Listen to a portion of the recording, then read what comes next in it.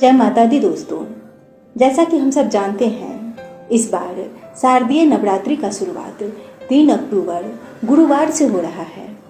अर्थात नवरात्रि की पूजा का प्रारंभ 3 अक्टूबर गुरुवार से हो रहे हैं। वैसे तो माँ की सवारी सिंह है, लेकिन नवरात्रि में माँ के 9 स्वरूपों की पूजा होती है और उन 9 स्वरूपों में माँ अलग अलग सवारी पे सवार रहती हैं। और भागवत पुराण के अनुसार माता अम्बे स्वर्ग लोक से पृथ्वी लोक पर जिस दिन आती हैं, अर्थात नवरात्रि की शुरुआत जिस दिन होती है, उसके अनुसार माता रानी की आगमन की सवारी होते हैं। और जिस प्रकार माता रानी की सवारी अलग अलग दिन के अनुसार अलग अलग होते हैं, उसी प्रकार उनका फल भी अलग अलग बतलाया गया है। तो आइए जानते हैं धर्मशास्त्र के अनुसार माता रानी किस दिन नवरात्रि की शुरुआत होने पर कौन सी सवारी पे आती हैं और उनका क्या फल मिलता है।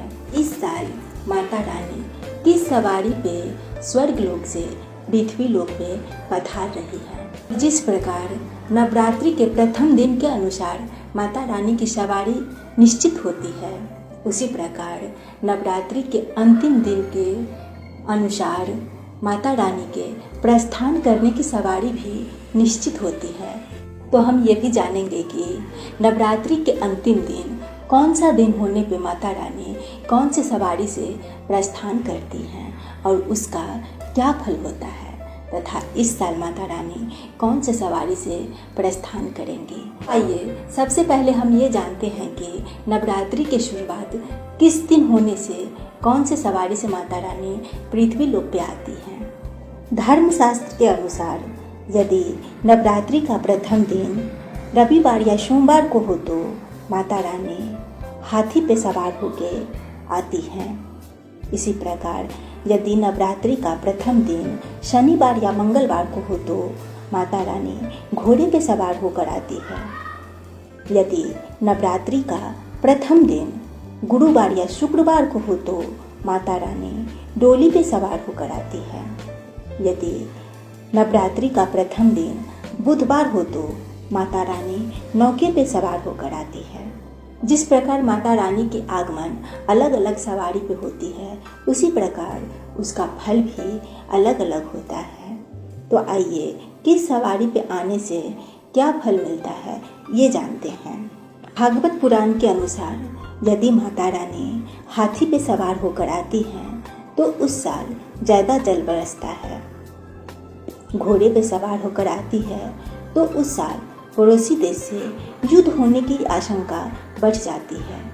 यदि माता रानी नौके पे सवार होकर आती है तब सभी भक्तों की मनोकामनाएं पूर्ण होती है। यदि माता रानी डोली पे सवार होकर आती है तो महामारी की भय बनी रहती है। इस साल नवरात्रि की प्रारंभ 3 अक्टूबर गुरुवार को हो रहे हैं, यानी इस साल माता रानी डोली पे सवार होकर धरती लोक पर आएंगी और इसके अनुसार महामारी की भय बनी रहती है। लेकिन माता रानी बहुत दयालु है, सभी भक्तों के संकट दूर करती हैं। तो माता रानी की कृपा हम भक्तों पे बनी रहे, यही हम भक्त माता रानी से प्रार्थना करते हैं। आइए अब जानते हैं कि माता रानी की प्रस्थान अलग अलग दिन नवरात्रि के अंतिम दिन होने पे अलग अलग सवारी से होती है। तो आइए जानते हैं कि किस दिन नवरात्रि के अंतिम दिन कौन सा दिन पड़ने पे माता रानी कौन सी सवारी से प्रस्थान करती हैं। जब नवरात्रि के अंतिम दिन रविवार या सोमवार हो तो माता रानी भैंसे पे सवार होकर प्रस्थान करती हैं और इससे देश में रोग और शोक बढ़ जाता है। इसी प्रकार यदि नवरात्रि के अंतिम दिन शनिवार या मंगलवार को हो तो माता रानी मुर्गे पे सवार होकर जाती है। इससे दुख और कष्ट की वृद्धि होती है। यदि नवरात्रि के अंतिम दिन बुधवार और शुक्रवार को हो तो देवी माता हाथी पे सवार होकर जाती है और इससे बारिश ज़्यादा होते हैं, जो कि खेती के लिए अच्छा है।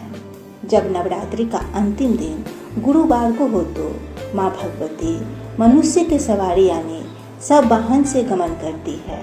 इससे सुख और शांति की वृद्धि होती है।